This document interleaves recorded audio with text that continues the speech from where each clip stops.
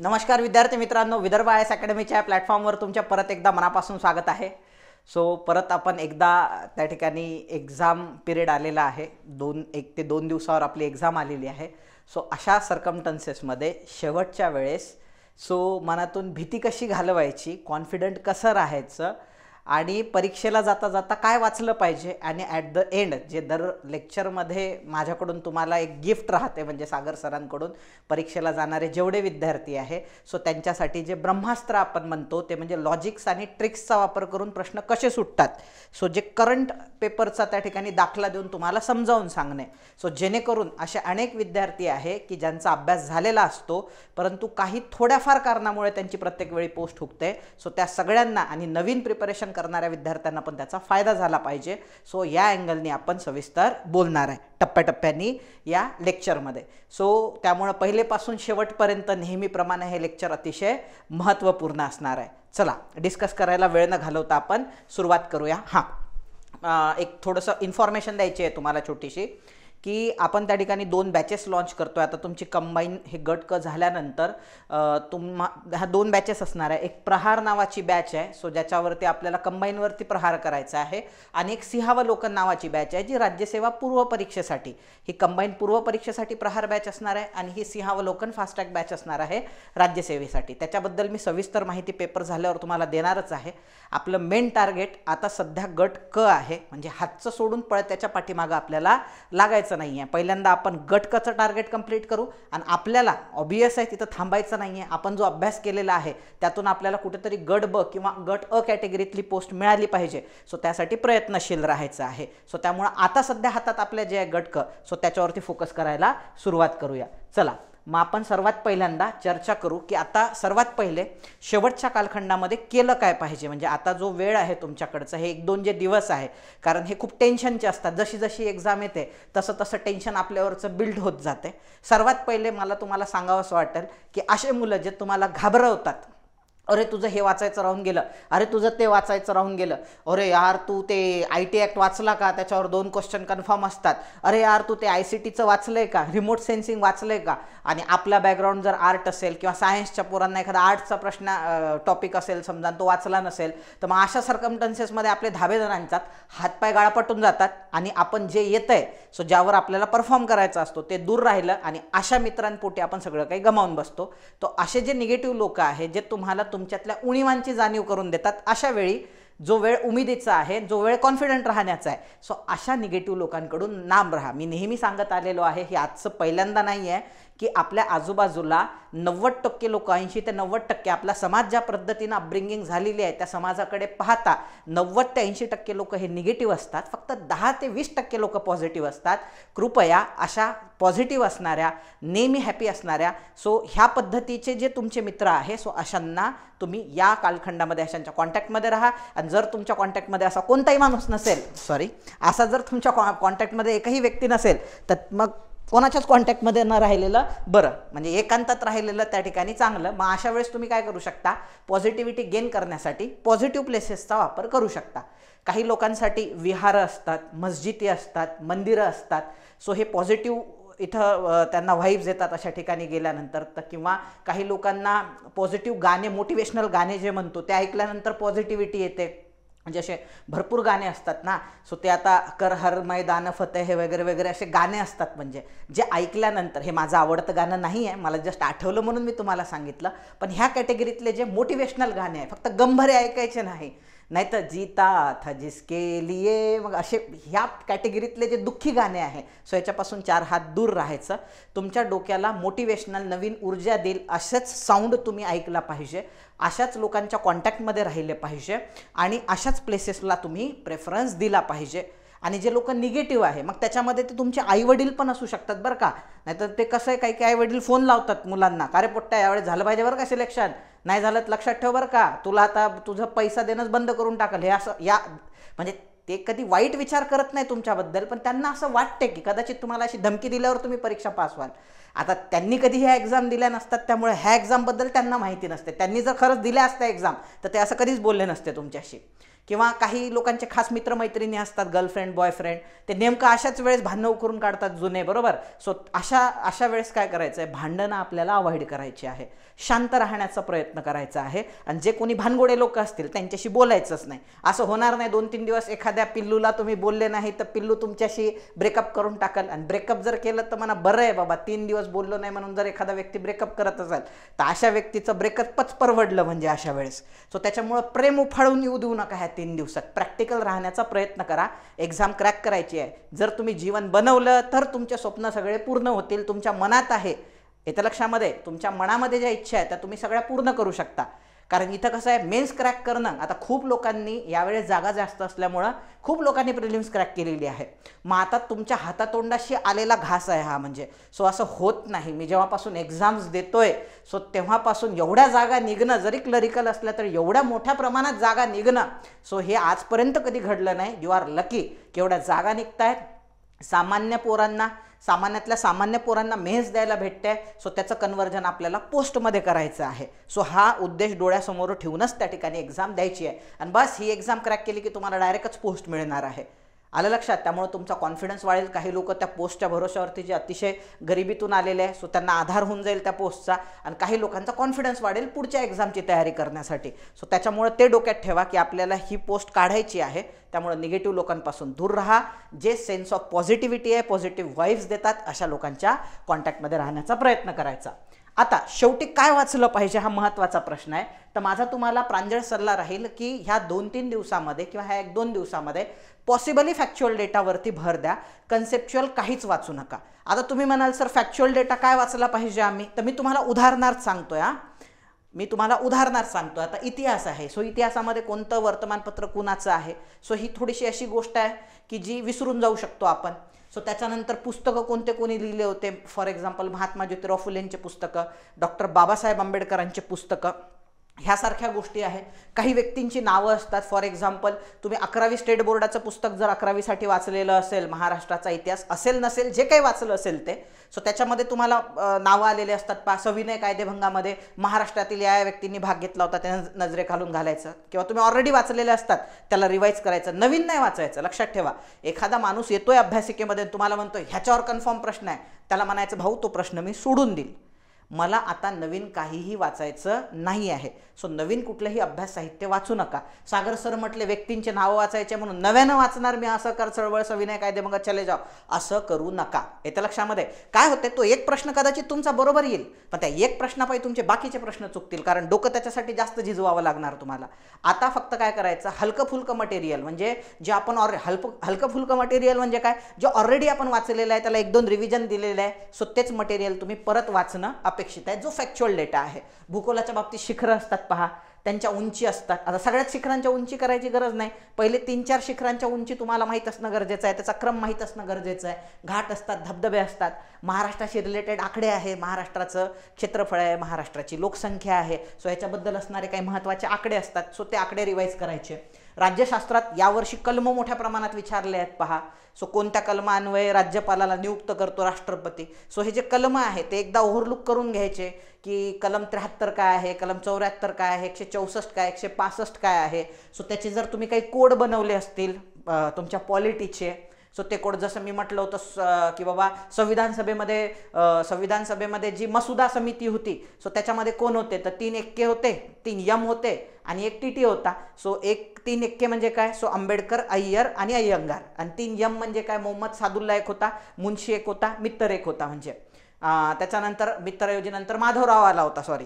आणि TT Krishnamachari, TT म्हणजे काय, टीटी कृष्णमाचारी, खेतांचा त्यामध्ये मृत्यू झाला 48ला म्हणून त्याच्याऐवजी काय आला होता, टीटी कृष्णमाचारी. असे जे कोड बनवले आहेत ते कोड रिवाईज करून घ्यायचे जाता जाता, आणि याला जास्त वेळ लागत नाही बरं का. मी तुम्हाला लिटरली सांगतो, इतिहास 1-3-4 तासात उरकून जाते.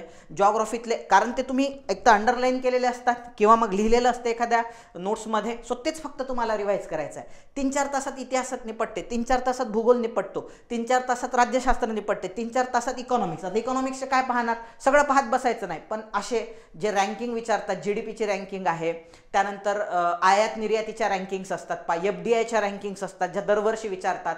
FDI कोणत्या क्षेत्रामध्ये येतोय, कोणत्या गुड्सची आयात मोठ्या प्रमाणात करतो, निर्यात कोणत्या मोठ्या प्रमाणात करतो, लोकसंख्येचे इकॉनॉमिक्समध्ये आकडे आहे, दारिद्र्य आणि बेरोजगारीचे आकडे आहे. सो याच्यावरती कन्फर्म प्रश्न असतो परीक्षेमध्ये. बरं, मी आज नाही सांगत आहे, हे तुम्हाला मी पहिल्या दिवशीपासून, जेव्हापासून मी यूट्यूबवरती आलोय तेव्हापासून मला जे एक्सपिरियन्स आलेले आहे एक्झाम्सचे मागच्या 8-10 वर्षामध्ये, ते मी प्रत्येक वेळेस तुमच्याशी गेन करतोय, तुम्हाला सांगतोय. आणि तुम्ही चेक करून पहा. आता मी सहज म्हटलं बेरोजगारीचे आकडे, मी आज नाही सांगत आहे तुम्हाला बेरोजगारीचे आकडे. तुम्ही आत्ता 5 नोव्हेंबरला झालेला गडबचा मुख्य परीक्षेचा पेपर पहा, जो तुमच्यासाठी आयडियल आहे. सो त्याच्यामध्ये बेरोजगारीचे आकडे विचारलेले आहे सरळ सरळ मागच्या 3 वर्षातले.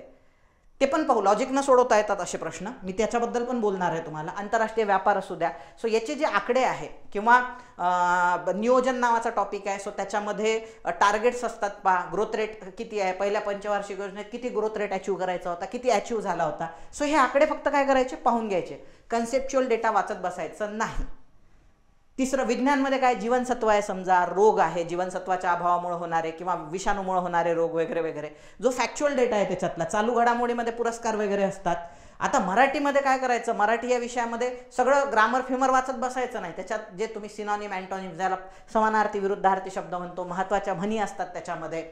भरपूरदा वन वर्ड सबस्टिट्यूशन असते. इंग्लिशमध्ये वन वर्ड सबस्टिट्यूशन, सिनॉनिम, अँटॉनिम्स असतात पहा, जे वारंवार विचारलेले असतात आयोगाने, जे तुम्ही ऑलरेडी अंडरलाईन करून ठेवलेले असतात जर अभ्यास केला असेल थरोली तर. सो ते तुम्हाला रिवाईज करायचे आहे. आणि मी तुम्हाला माझ्याकडून सल्ला देताना एक सांगतो, तुमचा जो मेरिट आहे तो ह्या पेपरवर डिसाईड होणार आहे बरं का, मराठी आणि इंग्लिश. जनरली जर विचार करतो म्हटलं तर जो पोरगा मराठी आणि इंग्लिशमध्ये उत्तम परफॉर्म करेल तो पोरगा आजच्या घडीला सिलेक्ट आहे. हे माझ्याकडून ऐकून घ्या तुम्ही मेन्सच्या बाबतीमध्ये, हे त्रिकालाबाधित सत्य आहे. दुसरी महत्त्वाची गोष्ट, तुम्हाला इंग्रजी आणि मराठीला 60 मिनिटाचा वेळ पुरत नाही, हेही माझ्याकडून तुम्ही जाणून घ्या की 60 मिनिटं इंग्रजी आणि मराठीच्या पेपरला सहसा पुरत नाही. तुम्हाला पहिल्या प्रश्नापासूनच स्पीड आणि ॲक्युरसी मेंटेन ठेवावी लागणार आहे. सो भले GS मध्ये थोडंफार, पण इथं मराठी आणि इंग्लिशमध्ये मेरिट जर तुम्हाला मिळवायचं आहे तर पहिल्या प्रश्नापासून रेंगाळणे ही भूमिका घेऊच नका.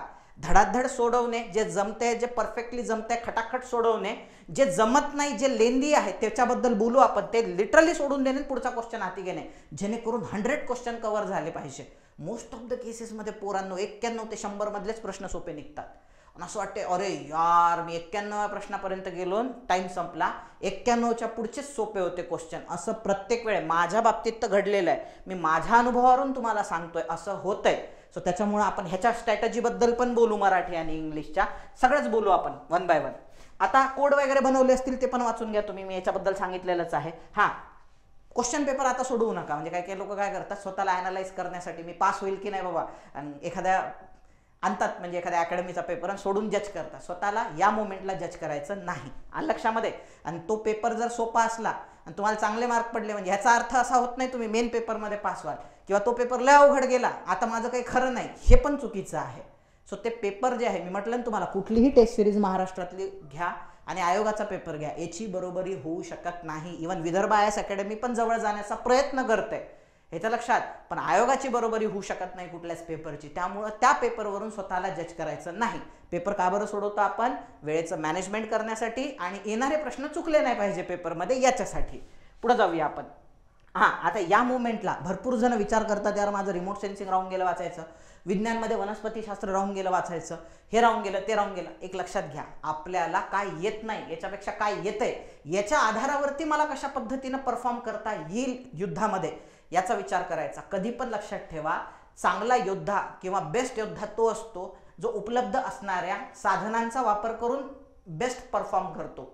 फॉर एक्झाम्पल, तुम्ही तो बाहुबली पिक्चर पाहिला असेल, म्हणजे त्याच्यात बाहुबलीला मुद्दामून वीक वेपन्स दिल्या जातात आणि भल्लाल देव चांगले चांगले म्हणजे माणसं कापणारा रथ, येते लक्षामध्ये, किंवा अटॅक करणारे वेगवेगळे जे बाणांचे आपण म्हणतो ताफे, असे चांगले चांगले शस्त्र घेत होतो. आणि बाहुबलीला काय करतो की जे म्हणजे उरले सुरले शस्त्र आहे, सो असे त्या ठिकाणी त्याला देऊन टाकतो. पण तो त्याचे ते पाहिलं असेल, 2 गोळे फेकतो, मग चादर असते, मग त्याच्यात डोकं लावून तो जाळतो त्याला बरोबर. सो आपल्याला असं बनायचं आहे, बाहुबली सारखं, आपल्याला भल्लाल देव सारखं नाही बनायचं आहे. सो लक्षात ठेवा, UPSC घ्या, मी फक्त गट क साठी नाही बरं का, तुम्ही UPSC घ्या, राज्यसेवा घ्या, कंबाईन घ्या, तोच पोरगा बेस्ट असतो जो कमीत कमी रिसोर्सेसमध्ये किंवा जे अस्तित्वात असणारं नॉलेज आहे त्याच्यावर बेस्ट परफॉर्म करतो. जर समजा असं असलं असतं की जे नॉलेजेबल लोक आहेत ते सिलेक्ट होतात ह्या एक्झाम्समध्ये, ही जर ॲक्च्युअलिटी किंवा ही जर फॅक्ट असली असती स्पर्धा परीक्षेची, तर अनेक टॅलेंटेड लोक आहे सो त्यांची साधी प्रिलिम्स पण निघत नाही.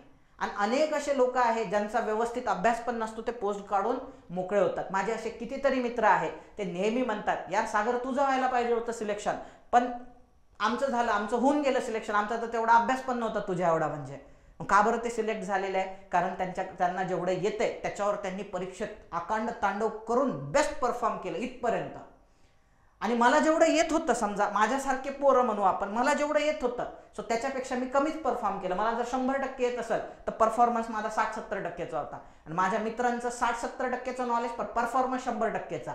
तर लक्षात घ्या, परीक्षेच्या दिवशी आपल्याला एक्सलंट 100 नाही 1000% आपल्याला काय करायचं आहे, परफॉर्मन्स द्यायचा आहे. हा माइंडसेट घेऊनच जायचं.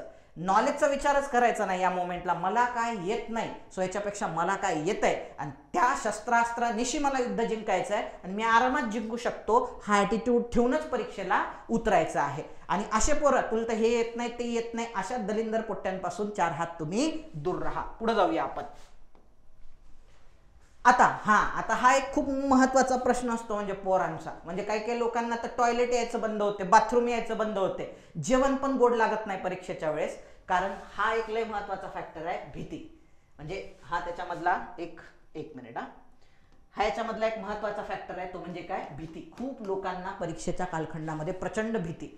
त्याला जर विचारलं का रे बाबा का बरं तुला भीती वाटते आहे, काय झालंय, म्हणजे तो काही सांगू शकत नाही, पण तो असतो टेन्शनमध्ये कार्य करता. सो भीती वाटणं एक तर लक्षात घ्या नैसर्गिक आहे, म्हणजे ती काय आहे, नॅचरल गोष्ट आहे. आता साहजिक आहे, एवढा दिवस अभ्यास केला, आपल्याला परीक्षेमध्ये आता परीक्षा द्यायची आहे, सो त्याची भीती वाटणं साहजिक आहे. पण त्याचा असा परिणाम नाही झाला पाहिजे की परीक्षेत परफॉर्मन्स करताना भीतीपोटी मी सगळं काही गमावून बसलो, असं नाही झालं पाहिजे. युवराज सिंग बनायचं आपल्याला, वाईट वेळेमध्ये 6 6 लावून येता आलं पाहिजे आपल्याला. Do or die situation create करूनच यायचं आहे. लय लोक तर हाही विचार करायला लागले की आता राज्यसेवा येणार आहे, कंबाईन येणार आहे, त्यालाही जागा चांगल्या आहे, जाऊ दे ना गट ब साठी तयारी करू, असा मनात चुकूनही विचार आणू नका. याच्या लक्षात घ्या, स्पर्धा परीक्षेचा तुम्ही कितीही अभ्यास करा, विज्ञान करा, पॉलिटी करा, इकॉनॉमिक्स करा, 100% अभ्यास कुणाचाच होत नसतो. याच्या लक्षात. मग पास होणारे पोरं कोण असतात सर? मी आत्ताच थोड्या वेळापूर्वी बोललो, जे परफॉर्म वेळेवरती चांगलं करतात, अस्तित्वात असणाऱ्या ज्ञानासह, ते पोरं त्या ठिकाणी सिलेक्ट होत असतात.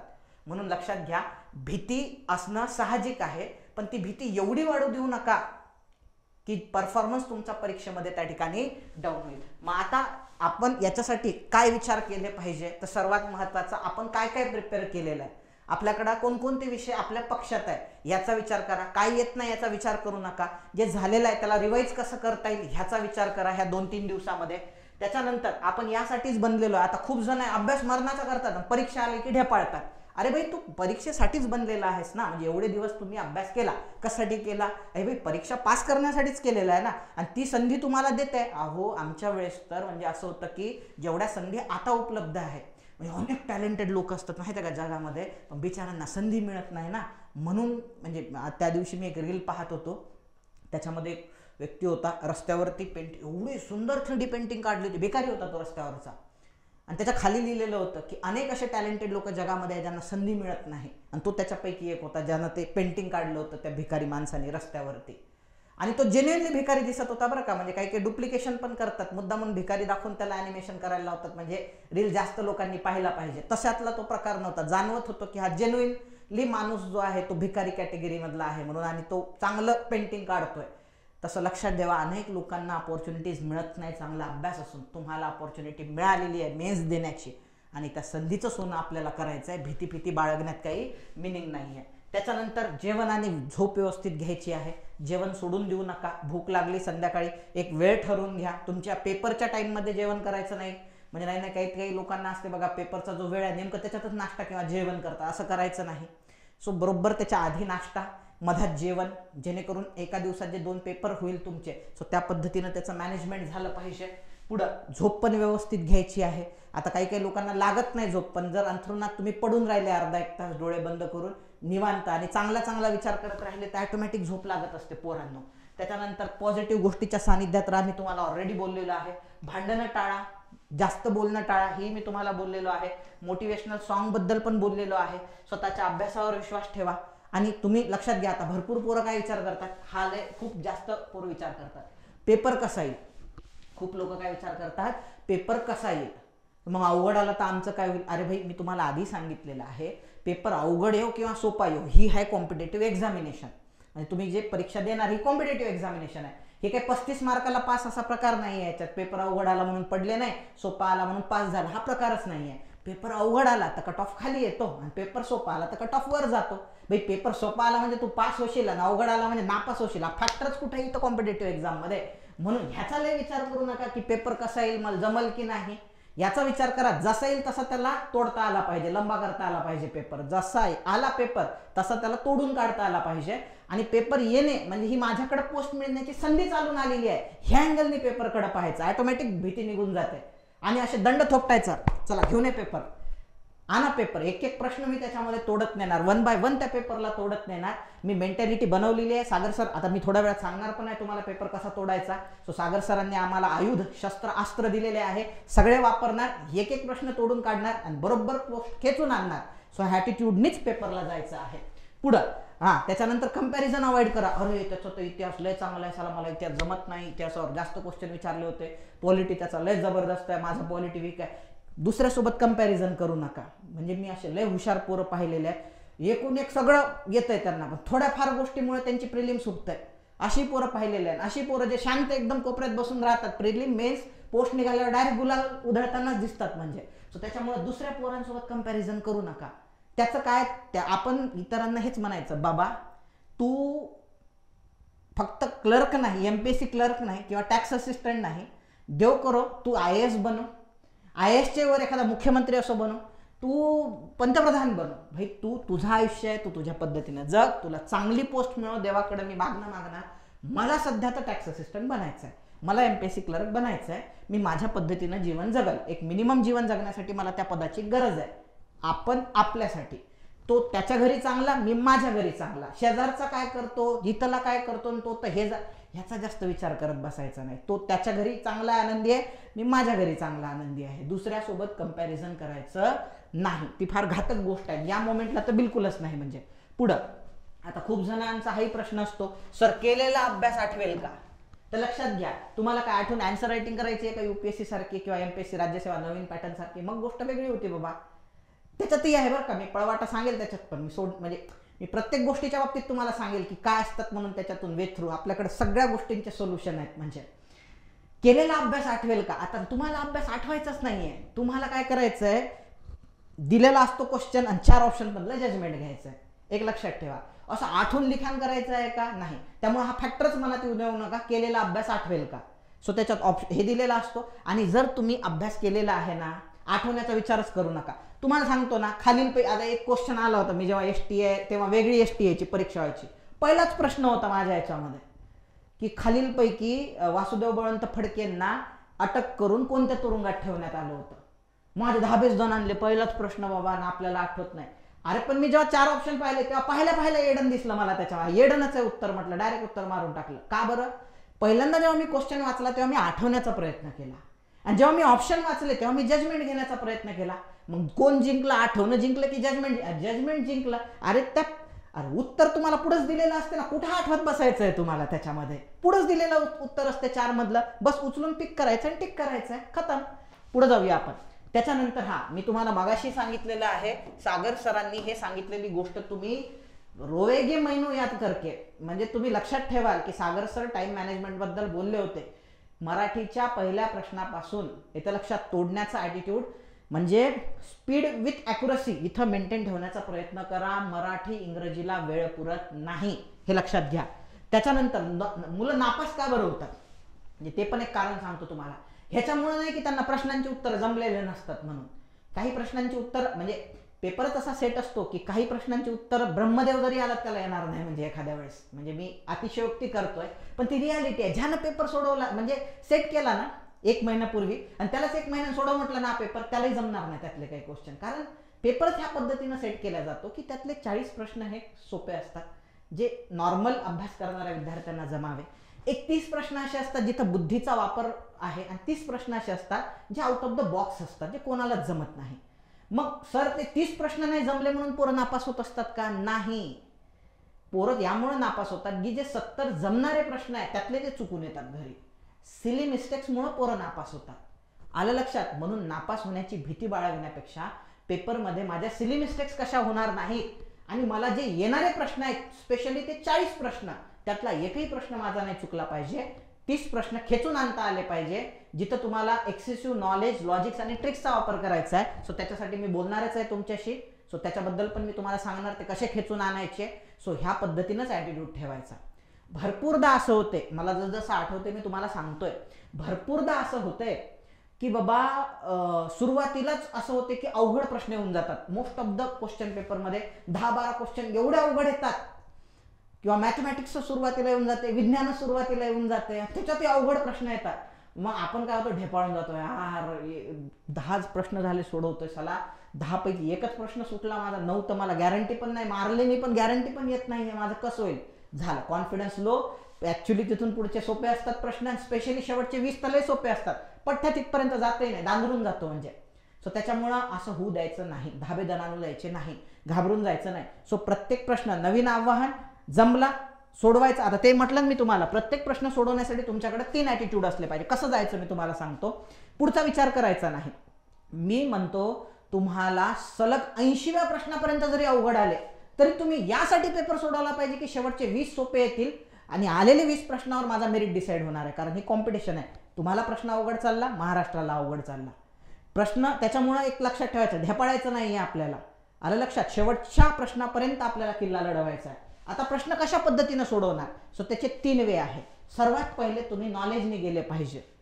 पहिले चेक केलं पाहिजे की नॉलेजनी सुटतो का. नॉलेजनी म्हणजे तुम्ही कुठेतरी तो प्रश्न वाचलेला असतो, कुठेतरी शिकवण्यामध्ये शिक्षकाच्या आलेला असतो किंवा कुठेतरी मित्रांनी सांगितलेला असतो. सो ते तुमचं नॉलेज आहे. सो सर्वात पहिली प्रायोरिटी प्रश्न सोडवताना कोणती द्यायची, नॉलेजची द्यायची. सो नॉलेजनी उत्तर काढायचं, उत्तर आलं ते टिक करायचं. हां, आणि पेपर सोडवत असताना लगेचच्या लगेच टिक करायचं त्याला. म्हणजे समजा पहिल्या क्रमांकाचा सोडवला, समजा नाहीच जमला तुम्हाला, समजा म्हणतो आम्ही नाहीच जमला, दिला सोडून, तुम्ही आलं नाही उत्तर. मग दुसरा आहे, दुसरा जमला तुम्हाला, 100% माहित आहे, पर्याय क्रमांक 1च उत्तर आहे त्याचं, 1 नंबरचा पर्याय बरोबर आहे, लगेच 1 ला गोला करायचा. काही काही लोक काय म्हणतात 100 सोडवतो मग गोले करतो. मग तेव्हा असं होतंय की बाबा 100 सोडवायच्या नादामध्ये पेपरचा टाइम पण संपून जातो, गोले करायचेच राहून जातात, मग हिसकून घेतो पेपर. त्याच्यामुळे काय करा, पॉसिबली 1 क्वेश्चन झाला की लगेच गोला करून घ्या. पण हे लक्षात ठेवा, 1 नंबरचा मी लेफ्ट केलेला आहे, नाही तर 2 नंबरचा 1 उत्तर आहे आणि मारताना 1 नंबरच्याला 1 मारायचं. असं करायचं नाही, घाबरून जायचं नाही तिथं पेपरमध्ये. येतं लक्षामध्ये. सो हां, आणि जाताना पेपरला मला जसं आठवतं तसं सांगतोय, माझ्या डोक्यात सगळं एक एक एक एक असं गोष्टी येतात, ह्या सांगितल्या पाहिजे बा, तुमची अडचण नाही झाली पाहिजे पेपरमध्ये, तेच वाटतंय. म्हणजे गाडी फास्ट चालू नका, कारण त्याच्यामुळं काय होतंय, कन्फ्युजन वाढतंय म्हणजे, आणि आपण घाबरलेलो असतो, हार्मोन सिक्रेट होतात म्हणजे भीती निर्माण करणारे.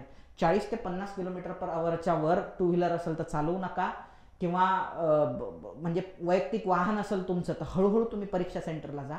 गेल्यानंतर परीक्षेच्या आधी बाथरूममध्ये जाऊन किंवा कुठं तुमच्याकडे बॉटल असेल पाण्याची, त्यांनी चेहऱ्यावरती पाणी मारा आणि थोडासा फ्रेश अनुभव होतो त्याच्यामुळं. सो त्याच्यामुळे तुम्हाला ताजंतवानं वाटतंय. मस्तपैकी ओल्या रुमालानं मानवीन मस्त पुसून घ्यायची आणि मग जाऊन पेपर सोडवायचा. फ्रेश वाटलं पाहिजे आपल्याला. पुढे जाऊया. नॉलेज हा फॅक्टरने द्यायचा. जर इन केस तो प्रश्न नॉलेजने सुटत नाही, क्लिअर होऊन जाते, हे आपल्याला माहित नाही, हे आपण कधी वाचलंच नाही आहे बाबा, येत नाही. दुसरा वे आहे सोडवण्याचा लॉजिक. ते कसं लावायचं सांगतो. नॉलेजने गेलं तर 90% चान्सेस आहे तुमचा प्रश्न बरोबरच येतो, येतं लक्षात. लॉजिकने गेलं तर 80% चान्सेस असतात तुमचा प्रश्न बरोबर येण्याचे. आणि तिसरा प्रकार असतो ट्रिक्स. ते मी सगळं सांगतो, लॉजिक्स आणि ट्रिक्स. सो हे मी तुम्हाला बोलणारच आहे याच्याबद्दल, ते माझ्याकडून तुम्हाला गिफ्ट आहे. 70% चान्सेस असतात लॉजिक्सने. हां, मात्र हाही विचार करा, लॉजिक्सने एखाद्या वेळेस 20% मध्ये तुम्ही चुकू शकता बरं का. आणि ट्रिक्समध्ये 70% बरोबर जरी येत असाल तरी 30% मध्ये चुकण्याचे चान्सेस आहे. मी काही ब्रह्मदेव नाही आहे, मी तुम्हाला ऑप्टिमाइज करून देतो ह्या गोष्टी. हां, नॉलेज तर मी तुम्हाला वर्षभर देतोच आहे, म्हणजे बेंबीच्या देठापासून तुम्हाला नॉलेज देतो. तुम्हाला जमलं पाहिजे, परीक्षेत लक्षात राहिलं पाहिजे, कोड पण बनवून देतो मी तुम्हाला एक्झामच्या दृष्टीनं. हे तर करतोच आपण, पण आता शेवटच्या वेळेत मी तुम्हाला हे पण सांगणार आहे जे तुम्ही परीक्षेत युटिलाइज करू शकता. ठीक आहे. बुद्धिमत्ता आणि अंकगणित सांख्यिकी. आता जो गडबचा मुख्य परीक्षेचा पेपर झालेला आहे 5 नोव्हेंबरला, त्याच्यामध्ये 10 मार्काला बुद्धिमत्ता आणि 12 मार्काला अंकगणित सांख्यिकी आहे. जिथं हे वापरता येत नाही, म्हणजे ट्रिक्स लॉजिक वापरता येत नाही, ह्याची प्रॅक्टिसच चांगली पाहिजे. तर याच्या बाबतीत काय करायचं, एक तर हे शेवटी सोडवायचे, आणि तुमचं खूपच एक्सलंट आहे बुद्धिमत्ता आणि अंकगणित सांख्यिकी, तुम्ही सुरुवातीला घेऊ शकता जर एक्सलंट असेल. माझं पर्सनली अंकगणित सांख्यिकी बुद्धिमत्ता खूप चांगलं आहे, मग मी सुरुवातीला घेतलं तरी हरकत नाही. पण ज्यांचं सो आहे, ज्यांनी आत्ताच MPSCचा अभ्यास सुरू केल्यानंतर हे विषय स्ट्रॉंग करायला सुरुवात केली, त्यांनी शेवटी टाकलेलं बरं. आणि जे जमत नाही ते सोडवण्याच्या फंद्यात पडायचं नाही, डायरेक्ट लेफ्ट करायचं. जे जमते ते पटपट सोडून घ्यायचं. याच्यापैकी 22 पैकी जवळपास मी सांगतो तुम्हाला 10 ते 12 क्वेश्चन लय सोपे असतात. ते झोळीत पाडून घेण्याचा, झोळी नाही आहे मला, झोळीत पाडून घेण्याचा काय करायचा किंवा खिशात टाकून घेण्याचा त्या ठिकाणी प्रयत्न करायचा. असो, पुढे जाऊया. हे मी तुम्हाला सांगतोच. त्याच्यानंतर आता एक थोडंसं अनालिसिस पण सांगून देतो, कारण तुमचा मेरिट GS वर डिपेंड राहणार नाही मला असं वाटतंय. मेनली मराठी आणि इंग्लिशमध्ये तुम्ही इथं स्कोप आहे तुम्हाला म्हणजे खूप जास्त मार्क्स घेण्याचा. तर लक्षात ठेवा 1 तास पुरत नाही, म्हणून एक लक्षात घ्या, मराठी जो आहे तुमचा 50 मार्काला किंवा 50 क्वेश्चन जे तुमचे मराठीचे असतात, त्या मराठीमध्ये तुम्ही 50 पैकी 49, 48, 47 पर्यंत त्या ठिकाणी तुमचे उत्तर बरोबर येऊ शकतात, तेवढे मिळू शकतात तुम्हाला. तो हातातला विषय आहे, म्हणून पहिले सोडून घ्यायचं. मराठी व्याकरण तुम्ही केलंच असणार, ऑब्विसली केलं असणार, शब्दसंग्रह पण केला असणार तुम्ही, आणि उतारे पण तुम्ही सोडवलेलेच असणार, म्हणजे किंवा सोडवले नाही तरी वेळेवर पण सोडवता येतात ते. हे मार्क्स हातातून जाऊ देऊ नका, हे तुमच्या हातातले मार्क्स आहेत. येतं लक्षात. पहिल्यांदा मराठी सोडून घ्या पटकन. दुसरं, आता इंग्लिशच्या बाबतीत असं असते की ग्रामर खूप लोक प्रिपेअर करतात, चांगले चांगले महाराष्ट्रात क्लासेस आहेत, ते क्लासेस पण जॉईन करतात, पण तेवढं करूनही भरपूर ग्रामरचे प्रश्न सुटत नाही. अशा सर्कमस्टन्सेसमध्ये जे सुटणारे आहे ते पटापट सोडून घ्यायचे, आणि जे जमत नाहीये, जे वाचलेले नाहीये किंवा वाचून पण समजत नाही, त्याला लगेच लेफ्ट करायचं, त्याच्यात अडकून राहायचं नाही. मग हे असू शकते का, मग ते असू शकते का, पटकन लेफ्ट करायचं, त्याला पुढचा घ्यायचा. आता काय असते, मोस्ट ऑफ द टाइम इंग्लिशमध्ये शेवटी व्होकॅब्युलरीचे क्वेश्चन असतात जे एकदम सोपे असतात, लॉजिकनं सुटतात, ट्रिक्सनी सुटतात, नॉलेजनी सुटतात, ते झोळीत पाडून घ्यायचे, आणि पॅसेजचे 5 मार्क तर कुठे गेलेलेच नाहीये. तुम्हाला 50 पैकी 20-25 जरी मार्क्स पडले ना इंग्लिशमध्ये, तरी आजच्या घडीला तुम्ही अधिकारी आहात, म्हणजे किंवा याच्यामधून अधिकारी म्हटल्यापेक्षा याच्यामधून तुम्हाला पोस्ट कन्फर्म आहे या घडीला. येतं लक्षामध्ये. म्हणून ह्या विषयाला केअरफुली टॅकल करा. Time management, accuracy with speed त्या ठिकाणी मेंटेन ठेवण्याचा प्रयत्न करा. चला आता आपण मेन मुद्द्यावरती येऊया, ज्याची तुम्ही आतुरतेनं वाट पाहताय. ते मी तुम्हाला म्हटलं होतं की बाबा लॉजिक्स आणि ट्रिक्सनी कसे सोडवायचे. आता कसं जायचं पहा.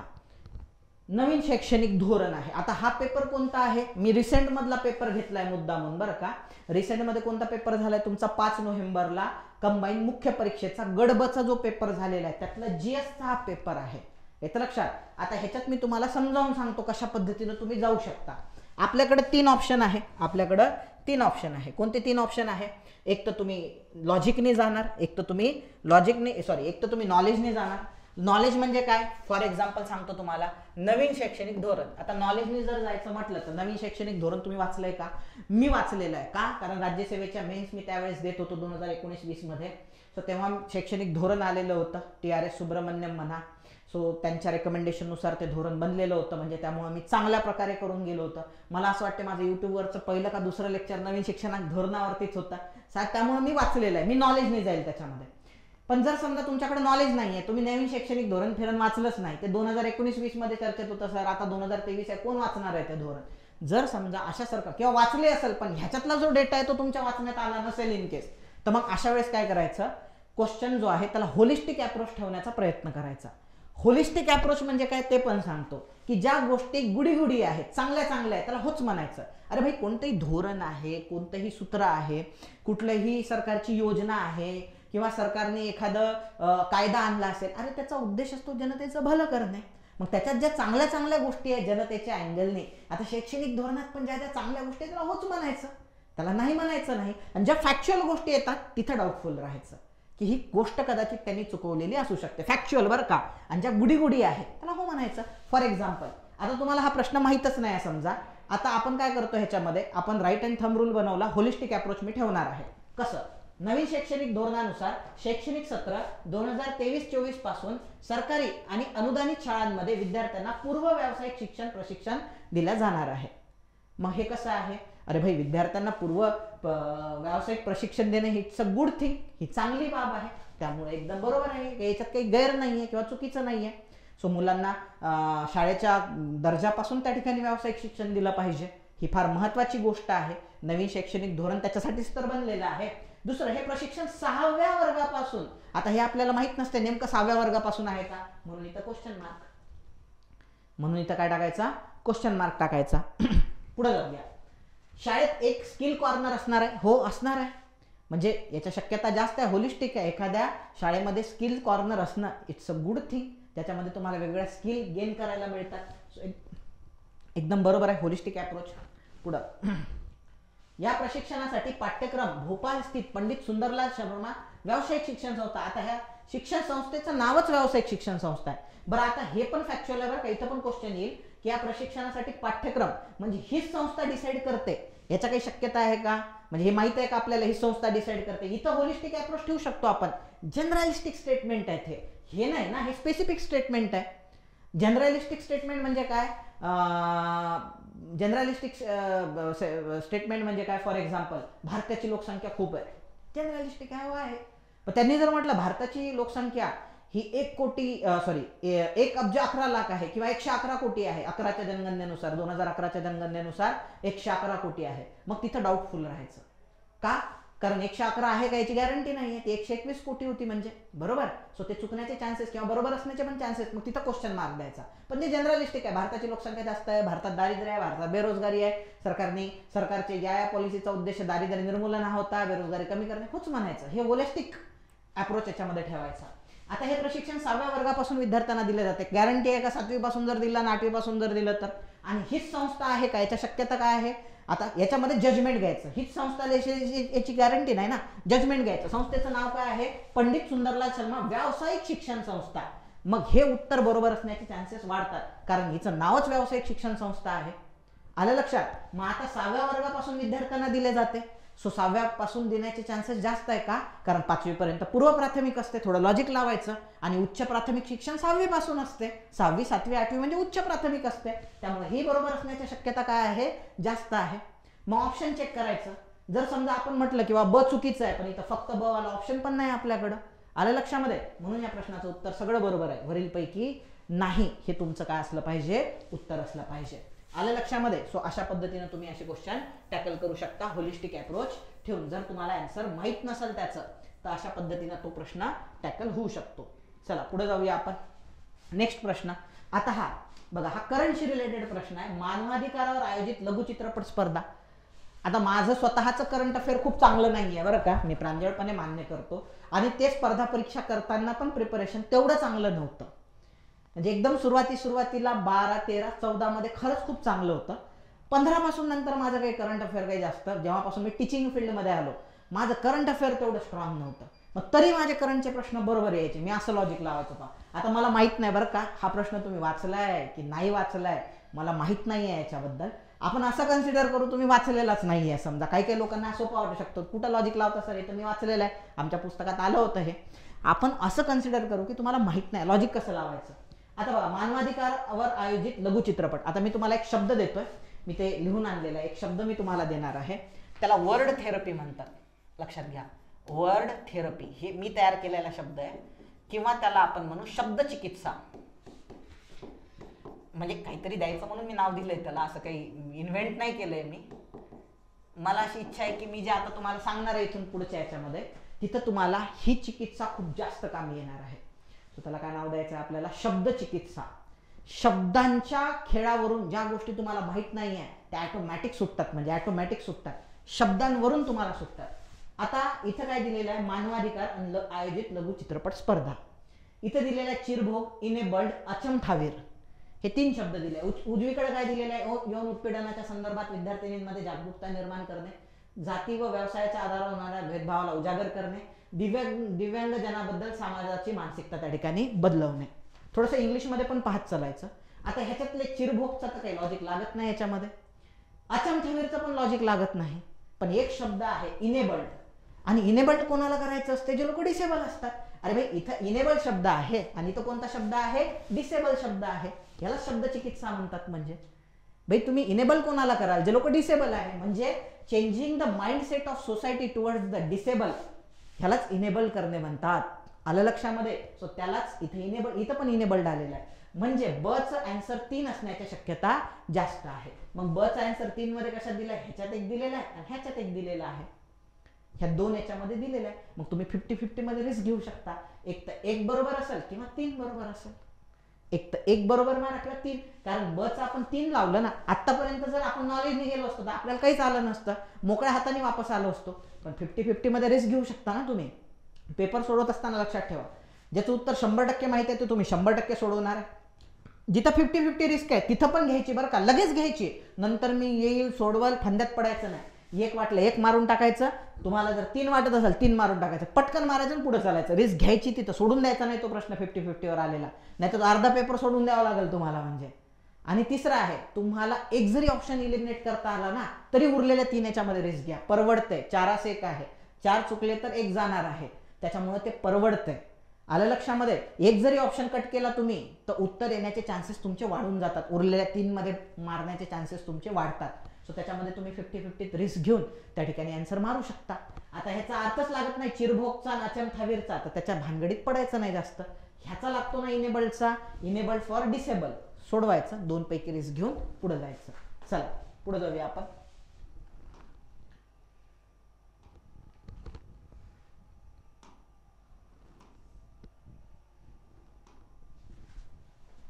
नेक्स्ट आहे क्वेश्चन, शैवाल गट दिलेले आहे. परत एकदा शब्दचिकित्सा महत्वाची आहे. शैवाल गट व त्यांच्यातील रंगद्रव्याच्या जोड्या. ऍक्च्युली ह्या पेपरमध्ये खूप प्रश्न होते बरं का, पण कसं आहे त्याच्यात बॅकग्राऊंड खूप मॅटर करते लॉजिक लावण्यासाठी. आता एक तर माझं बॅकग्राऊंड आहे केमिकल इंजिनियरचा, दुसरं म्हणजे 10वी 12वीला पण मी चांगला होतो अभ्यासामध्ये, त्यामुळं माझे लॉजिक जे लागतात ना ते म्हणजे असे खूप सारे सायन्सचे प्रश्न आहेत ज्याचे उत्तर सुटत नाही पण लॉजिक न सुटतात, पण ते लॉजिक सामान्य विद्यार्थ्यांना लावणं अवघड आहे. ज्याचा सायन्स किंवा टेक्निकल बॅकग्राऊंड असेच लावू शकतात.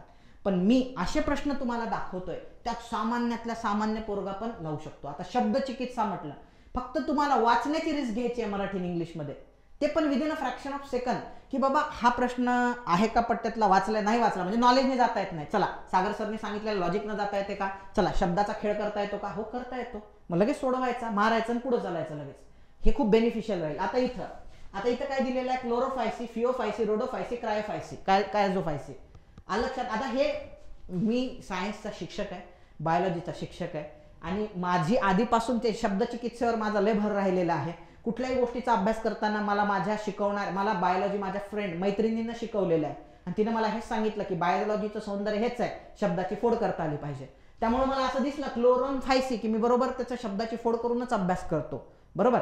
पण अशा वेळेस जर तुम्हाला प्रश्न आला सामान्य विद्यार्थ्यांचं मी म्हणतोय, क्लोरोफायसी, फिओफायसी, रोडोफायसी, पहिले नॉलेजने सुटतो का, प्रश्नाचं उत्तर जर नाही आहे, चला लॉजिक आणि ट्रिक्स, त्याच्यामध्ये शब्दचिकित्सा सागर सरांनी सांगितलेली आहे आपल्याला. आपण असं म्हणू चिकित्सा ही मुळात ट्रिक्स आहे. सो त्या ट्रिक्स न जाता येते का पाहू बरं आपण, याच्यामध्ये लॉजिक न जाता येते का. इथं क्लोरोफायसी दिलेला आहे आणि इकडे काय दिलेलं आहे, क्लोरोफिल ए आणि बी. इथेही क्लोरो आहे आणि इथेही क्लोरो आहे, शब्दचिकित्सा. सो त्याच्यामुळे ही जोडी असण्याच्या शक्यता काय आहे, जास्त आहे. इथं काय आहे, क्रायसोफायसी, इथं काय आहे, फायकोक्रायसिन. इथं पण क्राय आहे आणि इथं पण काय आहे, क्राय आहे. इथं पण क्राय आहे आणि इथं पण क्राय आहे. हे लय मॅटर करते बरं का पेपर म्हणजे पेपर सोडत असताना. तसं ऍक्च्युली क्रिझोफायसी म्हणजे काय, सो फायसीचा अर्थ होतो तो शेवाळ, फायको म्हणजे शेवाळ, मायको म्हणजे फंगस आणि फायटा म्हणजे वनस्पती. जिथं जिथं फायटा शब्द आला ती वनस्पती, जिथं जिथं फायको शब्द आला तो शैवाल आणि जिथं जिथं मायको हा शब्द आला, बायको नाही मायको हा शब्द आला, सो तिथं तिथं ते काय असते, फंगी असते. पण आता एवढं हायर नॉलेज, आता एवढा वेळ नाही आपल्याकडं, सोप्या ह्याच्यात उरकवता येते का सर, हो. आता इथं क्रिझोफायसी, क्रिझो म्हणजे गोल्डन, ह्याच्यावर दरवर्षी प्रश्न येते बरं का पोरांनो, दरवर्षी 20 ला 19, 21, 22, 23 आणि 24 आहे. सो ह्याच्यावर दरवर्षी प्रश्न आहे. गोल्डन अल्गी कशाला म्हणतात, ब्ल्यू अल्गी कशाला म्हणतात, किंवा खालीलपैकी रेड अल्गीचं कोणतं एक्झाम्पल आहे, तेव्हा शब्दच तुम्हाला क्रिझोचा अर्थ गोल्डन होत असतो. इथं पण आहे आणि हे फायकोक्रायसिन, आलं लक्षात. ही इथेही क्रायझो आहे आणि इथेही क्रायझो आहे. सो त्याच्यामुळे हे इथं लागते जोडी आणि ही इथं लागते. चला अचं एक मारू. अरे अचं तर एकाच ठिकाणी एक दिलेलं आहे, मग हीच उत्तर आहे तुमचं, खतम. बाकीचं वाचायची गरज नाही, अचं इथंच एक दिलेलं आहे, खतम उत्तर. आपण कोणती थेरपी वापरली, बाकी वाचायची गरज नाही. तसं जर पाहिलं, रोडोफायसीचा अर्थ काय होतो, रोडोचा अर्थ रोज होत असतो म्हणजे लाल रंगाची अलगी, आणि इथं लाल रंगाच्या अलगीसाठी फायको इरायथ्रिन आहे. फायको म्हणजे परत एकदा अलगी, फायकोचा अर्थ काय होतो, अलगी म्हणजे शेवाळ, आणि इरायथ्रिनचा अर्थ होत असतो रेड. फॉर एक्झाम्पल रेड सीला इरायथ्रिन सी म्हणतात पहा, क्वीन ऑफ इरायथ्रिन सी नावाचा क्वेश्चन आला होता राज्यसेवेला. किंवा तुम्ही हे वाचलं असेल म्हणजे ज्या रेड ब्लड कार्पुस्कल असतात त्याला इरायथ्रोसाइट्स म्हणतात पहा, तुम्ही शब्द ऐकला असेल, रेड ब्लड कॉर्पस्कल्सला इरायथ्रोसाइट्स म्हणतात. का बरं इरायथ्रोसाइट्स म्हणतात? कारण त्या लाल रंगाच्या असतो. इरायथ्रीन या शब्दाचाच अर्थ लाल होतो. रोडचा पण गुलाबाचा रंग लाल असतो. सो अशा पद्धतीनं ते जात आहे. म्हणजे असो, इथं काही मी जास्त ज्ञान देत बसणार नाही तुम्हाला. फक्त आपल्याला शब्द थेरपीवर किंवा वर्ड थेरपी, शब्दच्या ह्याच्यावरती आपल्याला वर्क करायचं आहे. पुढे जाऊया. सगळे शब्द थेरपीनं सुटणार आहे ते क्वेश्चन, म्हणजे शब्द चिकित्सेनं सुटणार आहे. व्हीचिपचा विस्तार काय आहे जो बँकिंगशी संबंधित आहे. आता खूप जण काय करतात, VCIP वर फोकस करतात. हे विचारलं मग त्याच्यावर मी म्हणतो तुम्ही काय करत चला, हे सोडून बाकी प्रश्नात काय माहिती असते, महत्वाची काय आहे, बँकिंगशी संबंधित आहे. एकच महत्वाची गोष्ट आहे VCIP. आता ऑब्वियस आहे, त्याच्या ऑप्शन मध्ये दिले असणार तर ते VCIP चेच दिलेले असणार. कशाशी संबंधित आहे, बँकिंगशी संबंधित आहे. आता कसा सॉल्व्ह करायचा बघा. आता इथे दिलाय व्हेंचर कॅपिटल आयडेंटिफिकेशन प्रोसेस. अरे भाई, कॅपिटल आयडेंटिफिकेशन हा प्रकारच नाहीये, कॅपिटल इन्व्हेस्टमेंट असते. आणि आयडेंटिफिकेशन काय असते, कस्टमर आयडेंटिफिकेशन असते.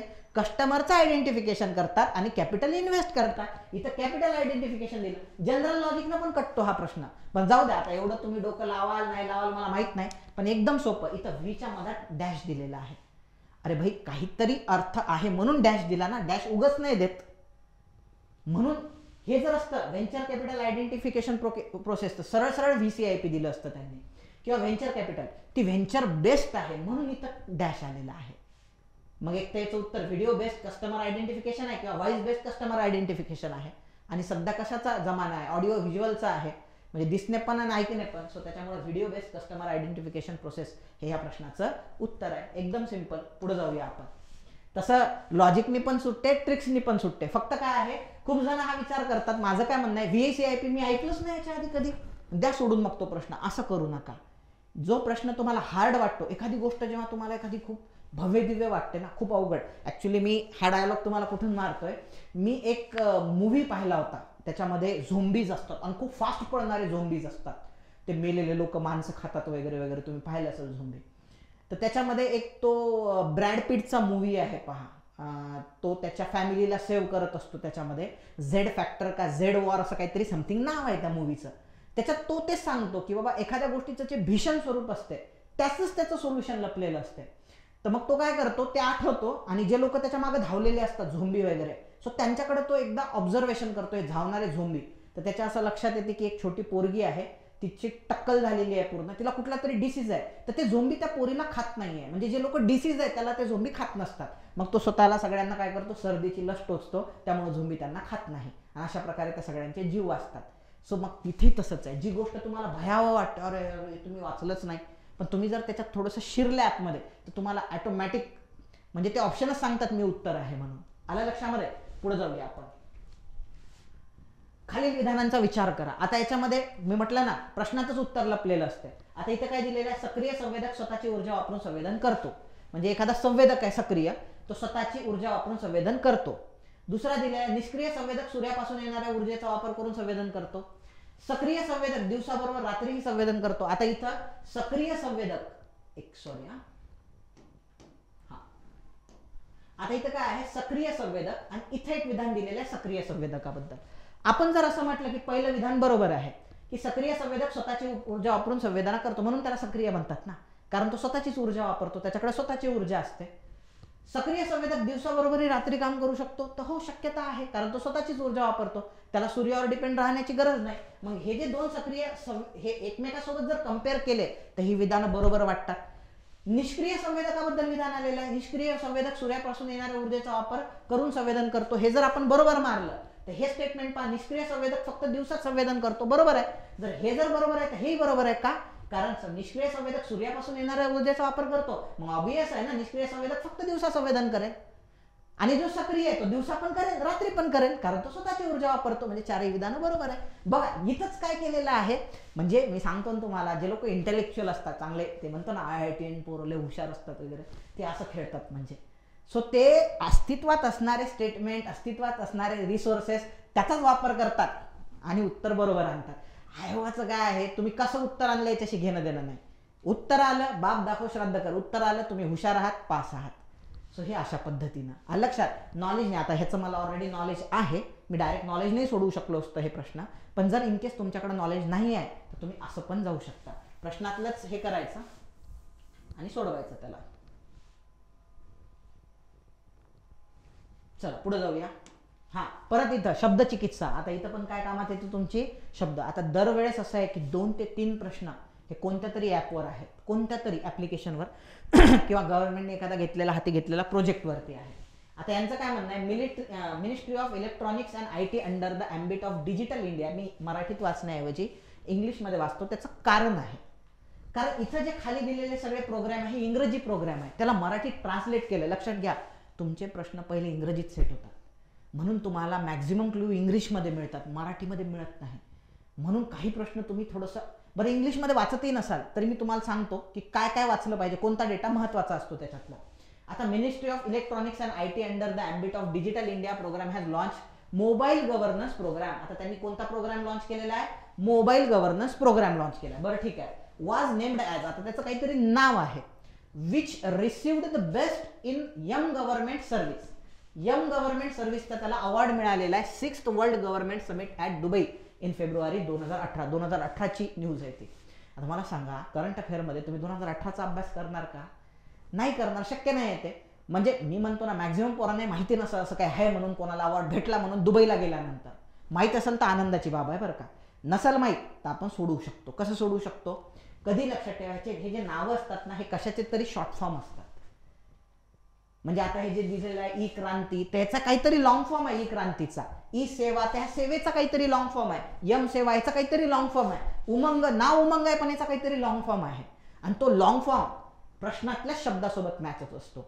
फॉर एक्झाम्पल, हे जे प्रोग्राम्स आहे कशासाठी आहे, मोबाईल गव्हर्नन्स प्रोग्राम आहेत.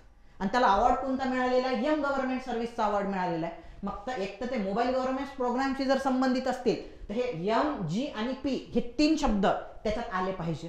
आता मला सांगा, ई क्रांतीमध्ये MGP आहे का? ई मध्ये पण सेवामध्ये MGP आहे का? एम सेवामध्ये पण MGP आहे का? नाही आहे. MGP पैकी यम आणि जी कशामध्ये आहे, उमंग मध्ये आहे. मग हे पण बरोबर असू शकते. किंवा त्याला यंग गव्हर्नमेंट सर्व्हिस मिळालेली आहे, पुरस्कार मिळालेला आहे, म्हणजे तो यंग गव्हर्नमेंट सर्व्हिस म्हणजे यम फॉर महाराष्ट्र वगैरे असू शकते. किंवा आता हे इंडियाचं आहे, बहुतेक इंडियाचं आहे, म्हणजे यम फॉर वेगळं काहीतरी असेल, त्याचा अर्थ महाराष्ट्र नसेल. गव्हर्नमेंट सर्व्हिस म्हणजे सरकारी सेवा. इथं यम सेवा हे पण दिलेलं आहे, इथं मिळतं जुळतं काय आहे, यम सेवा पण आहे. मग एक तर उत्तर उमंग मारा किंवा यम सेवा मारा. मी असलं असतं तो यम सेवा मारलं असतं, म्हणजे प्रामाणिकपणे सांगतो मी, पण ते उत्तर चुकीचं आहे. उत्तर बरोबर उमंग आहे. एक तर उमंग मारा किंवा यम सेवा मारा. सो इथं उमंग का बरं आहे, सो इथं मोबाईल गव्हर्नन्स प्रोग्राम मध्ये यम फॉर मोबाईल आणि जी फॉर गव्हर्नन्स आहे. हे शब्द त्याच्यात आले म्हणून ते उत्तर आहे. ह्याला शब्द चिकित्सा म्हणतात. बघा निपटवता आहे तो प्रश्न. थोडंसं फक्त काय लागतंय, सत्सद्विवेक बुद्धीचा वापर करावा लागतो म्हणजे त्याच्यामध्ये. असो, पुढे जाऊया आपण. हे माहित आहे का, हे फक्त इथंच काम नाही करत पोरांनो. राज्यसेवा मेन्स चांगल्या चांगल्या परीक्षांमध्ये, UPSC प्रिलिम्स मध्ये पण वर्क करतात ह्या सगळ्या गोष्टी. तुम्ही ट्राय करून पहा. म्हटलं रोएगी मैनू याद करके. शब्द चिकित्सा. पुढे जाऊया. आर्थ्रोपोडा जातीय प्राण्याचे विशिष्ट गुणधर्म कोणते आहेत? त्यांनी काय विचारलेलं आहे, आर्थ्रोपोडा. आता थोडंसं इंग्लिशमध्ये पण वाचायचं. व्हॉट आर म्हणजे क्वेश्चन कधी पण इंग्लिशमध्ये पहिले तयार होतो, म्हणून इंग्लिशवरून जजमेंट घ्यायचं. What are the peculiar characters of phylum Arthropoda. Peculiar characters म्हटलेलं आहे, म्हणजे ते एकपेक्षा जास्त असणार. मला फक्त एवढं सांगायचं आहे, याच्यात फक्त एक उत्तर येणार नाही. एक तर उत्तर त्याचं काय असेल, अब असेल, अबक असेल, जर माहीत नसेल तुम्हाला तर बरं का, किंवा अबकड असेल. नॉलेजनी सुटतो हा प्रश्न, इझिली सुटतो नॉलेजनी. कारण आर्थ्रोपोडा माहिती आहे सर्वात मोठा फायलम आहे, ज्यात कीटक मोडतात, म्हणजे खंडित शरीर असते.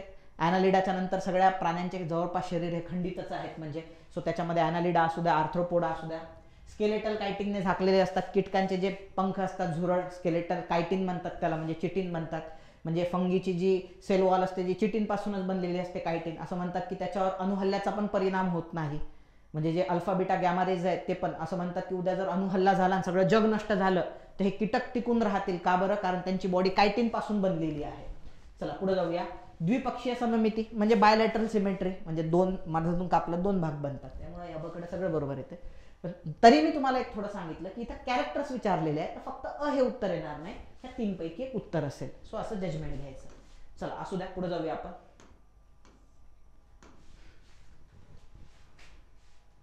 हा चला, आता हा एक क्वेश्चन आहे. इथं काय म्हटलेलं आहे, गांडुळाचे निर्वहन करणारे अवयव. इथं पहा, इथं काय विचारलेलं आहे, locomotory organ in earthworm is. इथं काय विचारलेलं आहे, ऑर्गन. इथं काय विचारलंय, जर समजा ह्या प्रश्नाचं उत्तर तुम्हाला माहित नाहीये, विचारताना त्यांनी लोकोमोटरी ऑर्गन्स नाही विचारले, काय विचारला, ऑर्गन विचारला. इथं काही असू द्या, इथं काय विचारलाय, ऑर्गन विचारलाय, आणि इथं शब्द काय दिला, इज, एक वचनी आहे. ऑर्गन्स आर म्हटलं असतं तर अनेक वचनी उत्तर आलं असतं. आता इथं ह्या प्रश्नाचं उत्तर बहुतेक पोरांना येत नव्हतं. पॅरापोडिया, त्याच्यानंतर प्रोग्लॅटिड्स, सुडोपोडिया, सिटे, म्हणजे याच्यापैकी काही असू शकत होतं उत्तर, म्हणजे पोरांना येत नव्हतं. पण इथं काय म्हटलेलं आहे, लोकोमोटरी ऑर्गन म्हणजे एक वचनी विचारलं, एक वचनीच उत्तर मारा. एक वचनी इथं ऑप्शन एकच आहे, फक्त क.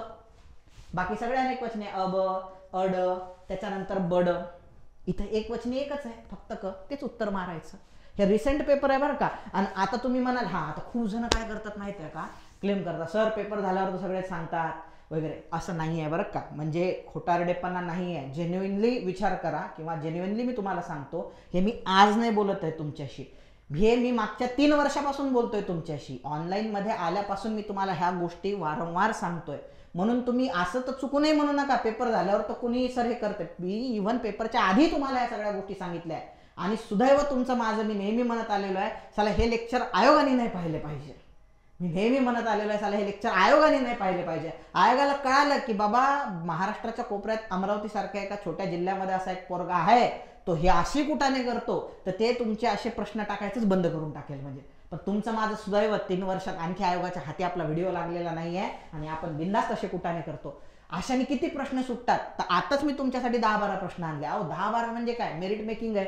10-12 मार्क जर तुम्हाला जास्त पडताय तर तुम्ही महाराष्ट्र टॉपर पण असू शकता. म्हणजे सो जे प्रश्न जमत नाहीये ते सोडवणं इट्स अ ह्यूज टास्क बरं का. आणि हे तुम्ही ह्या अँगलने म्हणूच नका पेपर झाल्यावर. तुम्हाला पेपरच्या आधी पण मी सांगितलेलं, आणि पेपरमध्ये 100% वर्क करतात या, हे तर लक्षामध्ये. फक्त तुम्ही हे ध्यानात ठेवा की आपल्याला ह्या पद्धतीनं जायचं आहे, म्हणून सागर सरांच्या पद्धतीनं जायचं आहे. त्याला म्हणून मी नाव दिलं तुमच्या लक्षात राहावं म्हणून, ते शब्दचिकित्सा. शब्दचिकित्सेने सगळे प्रश्न सुटतात तुमचे, हे तर लक्षात. पुढे जाऊया आपण. इंग्लिश राज्यात पोटभर अन्न, हा एक ॲटिट्यूड डेव्हलप करा. युपीएससीला पण काम येईल, राज्यसेवेला. आता पोरं काय करतात, इंग्लिश राज्यात पोटभर अन्न मिळत नाही, हा लेख कोणत्या समाज सुधारकाने लिहिला.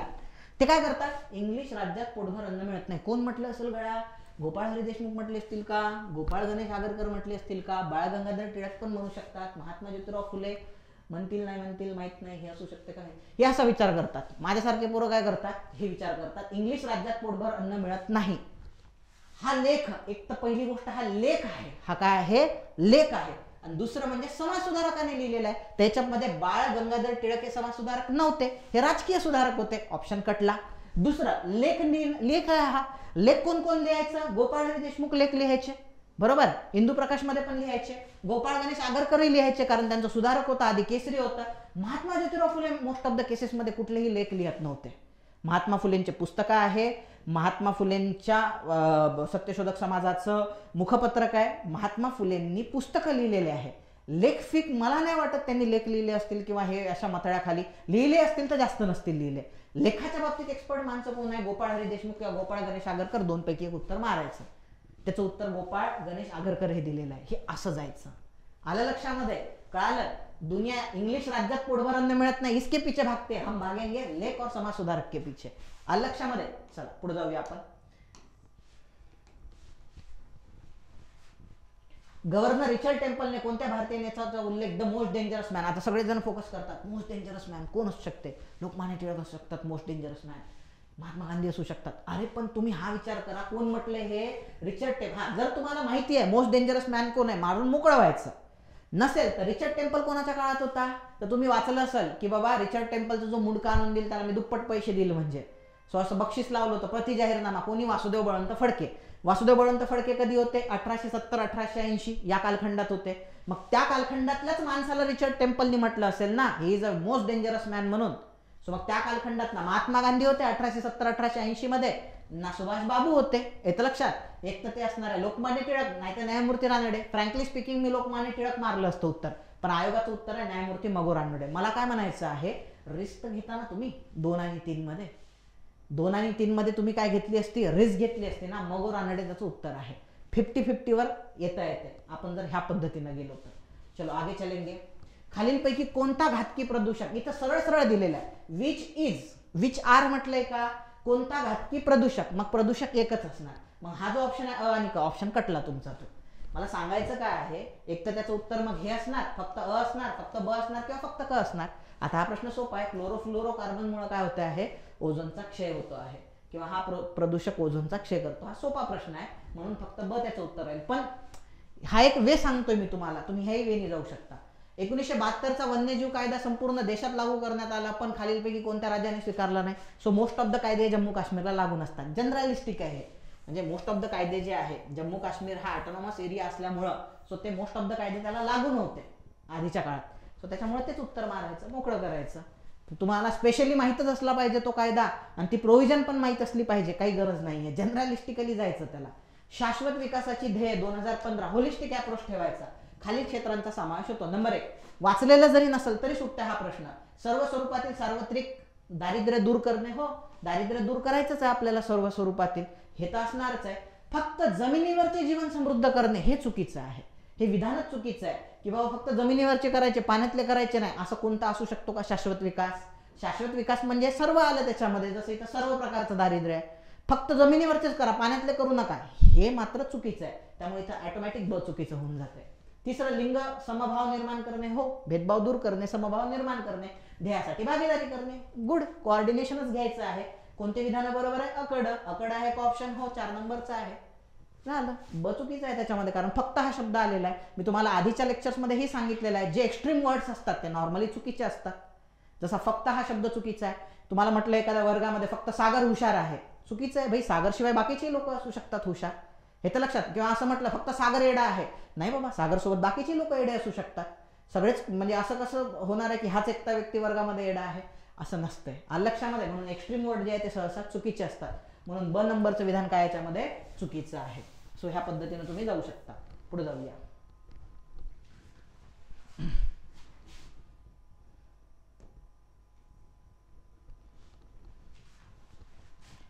खालीलपैकी कोणते बेट नाही? विच ऑफ द फॉलोइंग, परत येथे आलं इज नॉट म्हटलेलं आहे. Which of the following are not म्हटलेलं आहे का? नाही, म्हणजे कोणतंही याच्यातलं एकच बेट नाही आहे. सो 4 दिलेला आहे, सालसेट, खांदेरी, उंदेरी. खांदेरी उंदेरी तर बेटच आहे समजा, पण तुम्ही पहा याच्यामध्ये 2 ऑप्शन तुमचे तसेच कटून जातात. शब्दचं तुम्ही जे केलं समजा, शब्दाचं जे अनालिसिस केलं त्यात 2 ऑप्शन तुमचे तसेच कटलेले आहे. अ आणि ब कटलेला आहे, क आणि ड कटलेला आहे. तर ब बरोबर, ड बरोबर. याच्यातलं साल्लेर शिखर आहे, बेट नाही आहे, डायरेक्ट उत्तर होऊन. चलो आगे चलते हैं. असे खूप आहे, म्हणजे तुम्ही सोडवा, प्रॅक्टिस करा, तुम्हाला ऑटोमॅटिक लक्षात येईल. म्हणजे भारतात एकूण 20 कृषी परिस्थितिकी विभाग तयार केलेले आहेत, त्यापैकी 6 कृषी परिस्थितिकी विभाग महाराष्ट्रात येतात. तर महाराष्ट्रातील कोणत्या भागाचा समावेश ॲग्रो ओरिजिन नंबर 19 मध्ये होतो? कोणत्या भागाचा? इथं काय दिलेलं आहे, which of the following part of Maharashtra is included. Are included म्हटलेलं नाहीये, इज म्हटलेलं आहे, म्हणजे एकच यायला पाहिजे. इथं एक वाला ऑप्शन फक्त आहे, म्हणून फक्त मारायचा. हे वरचं वाचायची गरज नाही. किंवा इको ओरिजिन इथे काय ते ॲग्रो इकॉलॉजिकल झोन माहीत नसले तरी चालते, तुम्हाला सोडवता येणं महत्वाचं आहे. असो, चला चला, तुमचा कॉन्फिडन्स वाढला, माझाही कॉन्फिडन्स वाढला. चला पुढे जाऊया आपण. चला, शब्द चिकित्सा फार महत्वाची आहे. लघु उद्योग भारतीय अर्थव्यवस्थेत खूप महत्वाची भूमिका बजावतात. कारण अशा प्रश्नाचं उत्तर पाठ नसते करायचं. होलिस्टिक, अधिक रोजगार निर्मिती करतात, होच म्हणायचं, म्हणून तर महत्वाचे आहे. राष्ट्रीय उत्पन्नाचे समान वितरण करतात. कसं काय समान वितरण करतात? कारण लघु उद्योजकवाले असं आहे का मोठ्या म्हणजे जे एकदम लार्ज उद्योजक आहे सगळी संपत्ती अंबानी अदानीकडे, असं नाही. लघु उद्योजक म्हणजे बरोबर आहे सगळ्यांमध्ये ती समान वितरण करणार. कमी औद्योगिक विवाद असतात. मोठी कंपनी राहिली बंद पाडतात लोक भांडणं करून, मोर्चे काढून, किंवा लॉकआउट म्हणजे त्याच्यामध्ये हे करून टाकतात, म्हणजे त्याला ताळेबंद करून टाकतात कंपनीचा. भानगडी असतात. लघु उद्योगामध्ये लोक कमी असतात, हे तर लक्षामध्ये. भानगडी होत नाही, रिबेल्स होत नाहीत, त्याच्यामुळे कमी औद्योगिक विवाद असतात, कारण लघु उद्योग आहे. उत्तर काय? वरीलपैकी सर्व. होलिस्टिक अप्रोच ठेवायचा, त्याला होच म्हणायचं. त्याला लय विचार करत बसायचा नाही, नाही हे नाही, हे नाही, असं नाही, तसं नाही, कारण खूप महत्वाची भूमिका बजावतात. कारण हे वरीलपैकी सर्व. होलिस्टिक अप्रोच ठेवून सोडवायचं ह्याला.